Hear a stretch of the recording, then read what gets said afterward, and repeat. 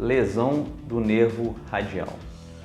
Ontem eu participei de um congresso online da Sociedade Brasileira de Cirurgia da Mão, onde foi discutido lesões do nervo radial, associadas à fratura do húmero, e isso me motivou a fazer esse vídeo.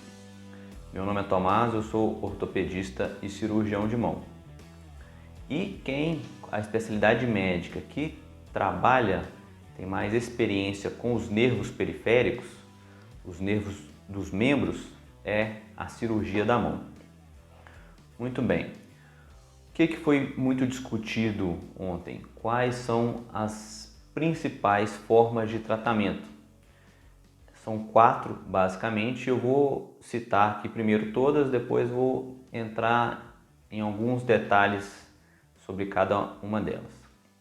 Então, a primeira modalidade é o tratamento conservador, que é fisioterapia e aguardar. É interessante que a fisioterapia vai participar de qualquer uma destas 4 modalidades. A segunda é a abordagem direto ao nervo. Vou falar mais à frente.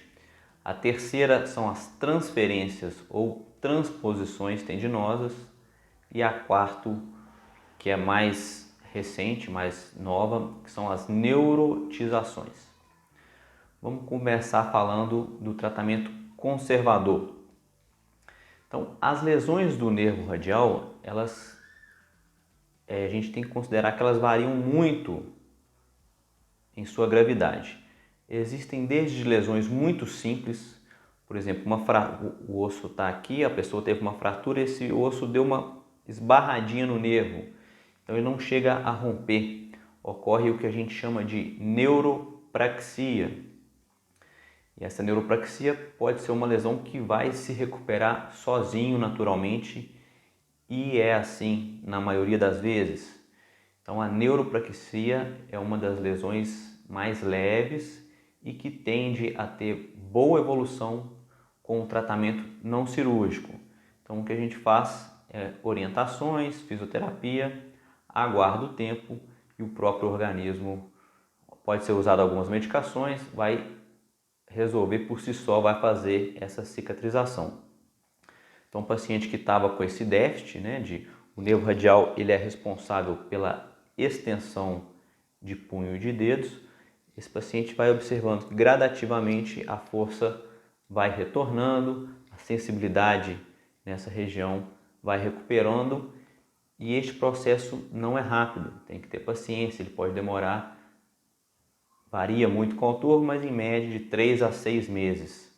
A gente vai observando essa lenta progressão, que é o tempo de recuperação, dependendo também da gravidade da praxia. Então a fratura pode dar só uma esbarradinha mais leve, pode dar uma esbarrada mais forte. Então é uma forma de tratar.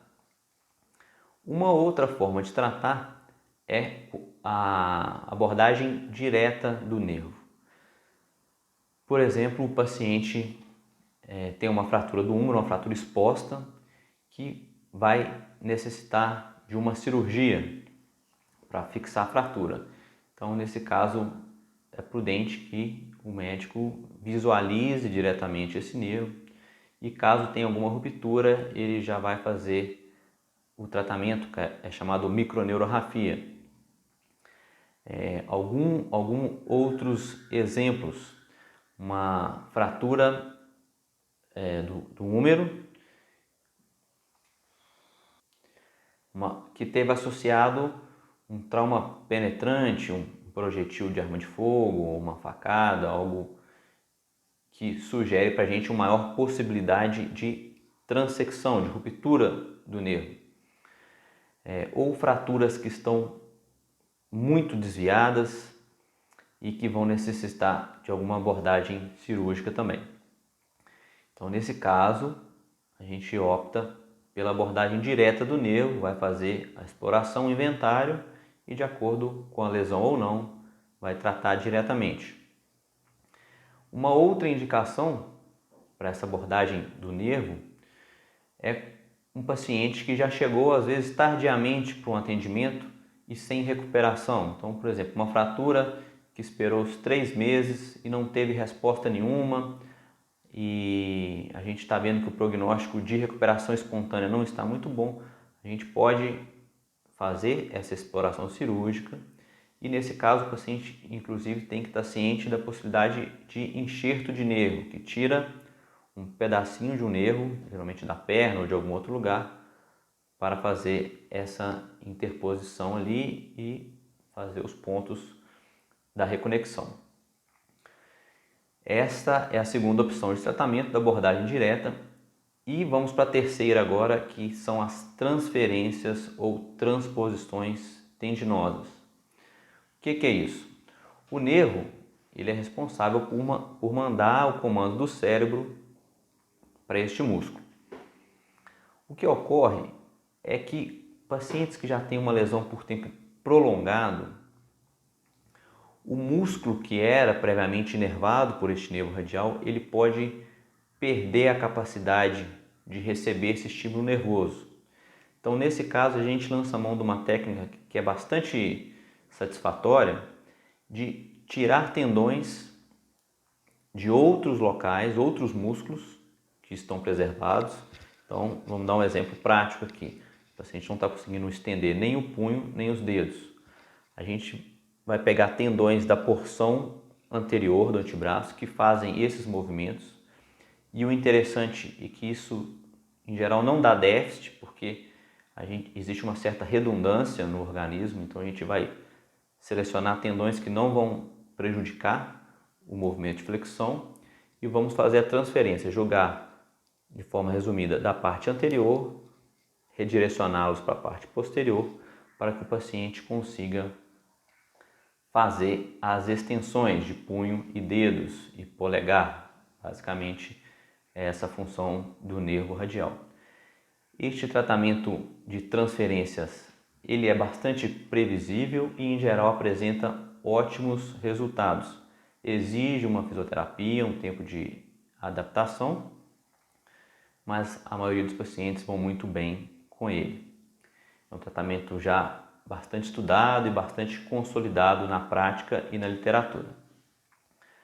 E a quarta opção, que como eu falei é mais recente, tem muita coisa nova surgindo, que são as neurotizações. Não são todos os pacientes que são candidatos. A lesão não pode ser muito antiga e o que vai ser feito é que vai ser tirado pequenos fascículos do nervo. Então a gente tem o nervo mediano e o nervo ulnar que passam aqui e vão ser responsáveis por movimentos de flexão, por exemplo. A gente vai tirar pequenas porções desse nervo e direcioná-los para os músculos extensores. Então há uma semelhança da cirurgia de transferência, só que ao invés de ser um redirecionamento do tendão, vai ser um redirecionamento do nervo. Como eu falei, não são todos os pacientes que são candidatos, a lesão tem que ser mais recente. E esta cirurgia, os resultados são promissores, mas ainda estão em desenvolvimento. Qual que é o melhor ramo que a gente deve pegar na cirurgia? Tem muita coisa ainda para ser estudada. Então, são essas as 4 opções. Eu, particularmente, eu gosto de discutir com o paciente todas as 4, quando possível, quando cabível, e decidirmos junto, porque cada uma tem os prós e os contras e cada caso deve ser individualizado. Por exemplo, há um paciente é a mão dominante, ele é destro, mas com a mão direita, é uma abordagem. Um paciente que é um cirurgião, ele necessita de movimentos finos de coordenação, é um outro tipo de abordagem. Um profissional liberal, ele tem muita pressa para voltar, ele não importa de sacrificar um pouco a precisão, desde que volte mais precocemente. Então, para ele, por exemplo, talvez seja indicado já a transferência, que é mais previsível e mais resolutivo. Então, cada caso é um caso, a gente vai discutir e decidir junto qual é o melhor para cada paciente.